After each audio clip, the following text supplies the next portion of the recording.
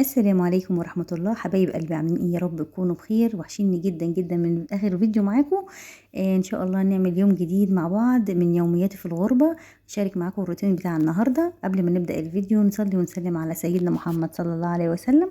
وما تنسوش فضلا طبعا اللايك والشير وتشتركوا في القناة لو انتوا لسه جداد معايا.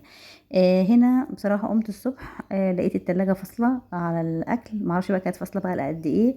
بس كنت جايبه، بحاول كل فتره كده يعني كل يومين ثلاثه اروح السوبر ماركت عشان هو بعيد عني شويه، اشتري شويه حاجات واخليها في التلاجة عشان خاطر ايه الاكل يعني.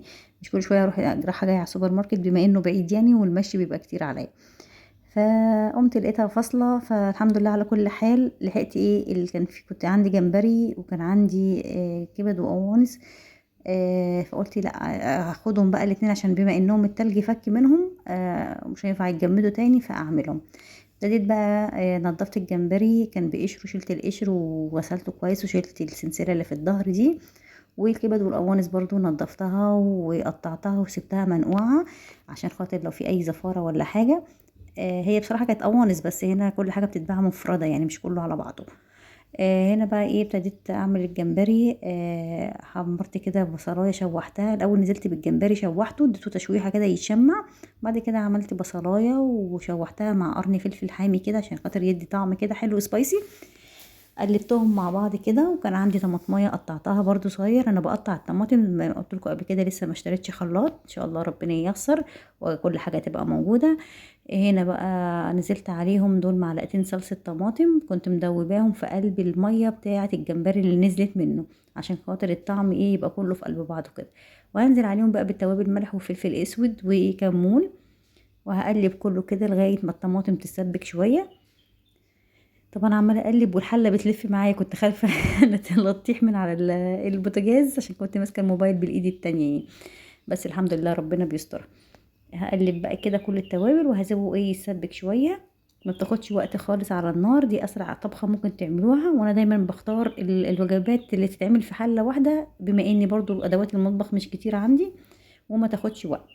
هنا خلاص الطماطم عندي اتسبكت اهي، هرجع تاني بالجمبري اللي انا كنت مديله الصدمه في الاول. وهسيبهم بقى مع بعضهم كده لغاية ما بياخدش بالظبط، الأكلة دي ما بتاخدش ربع ساعة على النار، كلها في قلب بعضيها كده. لو الجمبري متنضف، لو الجمبري مش متنضف هتطولي شوية على ما تنضفيه كده. خلاص الجمبري عندي خلص، هشيله بقى من على النار. وهعمل الأكلة التانية الكبد والقوانص. طبعا الأكلتين مش هاكلهم في نفس اليوم، أنا قلت بس ايه أعمل واحدة أشيلها مطبوخة أحسن بدل مطبوخ. جبت حلة وهنزل بقى بشوية زيت زيتون والبصل والفلفل الحامي او فلفل رومي على حسب. هنا طبعا اتلخبطت، كنت المفروض البصل ده انا مقطعاه جوليان كده عشان الجمبري، فمن اللخبطه او السرعه رحت حاطه ده مكان ده، فاضطريت ان انا افضل اقطع في ده تاني. بس الحمد لله على كل حال. هنا بقى ايه، هشوح كده البصلايه مع القرن الفلفل، وهنزل عليهم بالكبد والقوانص بتاعتي. انا طبعا غسلاهم كويس ونقعهم في محلول اللي هو اللي احنا بننقع فيه الفراخ، اللي هو الميه ومعلقه سكر ومعلقه ملح وعصره ليمونه، واسيبهم ايه منقوعين شويه اهي زي الفل. وهنزل بيها كده ايه على البصل. هقلب بقى كله في بعضه كده لغايه ما تتشمع شويه في البصل. وهنزل عليها بالتوابل وهسيبها بقى ايه تتشرب كده مع بعضيها. حبايب قلبي، لو عجبكم محتوى اللي انا في الغربه ده قولولي في الكومنتات، عايزين تشوفوا ايه في البلد، عايزين حابين اصور لكم ايه. طبعا الاماكن اللي المتاح فيها تصوير هقدر اصور لكم فيها، وفي اماكن كتيره بتبقى مكتوب فيها ممنوع التصوير، فلازم الواحد بيبقى محترم يعني الحاجات دي، خصوصا ان هنا لازم نحترم غصبا عننا. عشان خاطر هنا في قوانين بتمنع ان الواحد لو هو كاتب ممنوع يبقى خلاص ممنوع، ما ينفعش تصوري. هنا بقى سبتها على النار لغايه ايه ما تستوي. كل شويه اتابعها، لو محتاجه ميه او حاجه ازودها. طبعا في نص اليوم كده فرغت لقيت تفاحيه، قلت لما اكلها بدل ما تبوظ اكافئ نفسي على اللي انا بعمله. انا بعمله ايه. هنا بقى خلاص الجمبري كان استوى وسبته لغايه ما برد، وحطيته في علبه بلاستيك. والكبد والقوانص هي دي اللي انا اكلتها النهارده. عملت جنبيها شويه رز وشويه سلطه وكلتهم، بس طبعا انا اختصرت الفيديو في حاجات كتيره قوي او كنت مشغوله.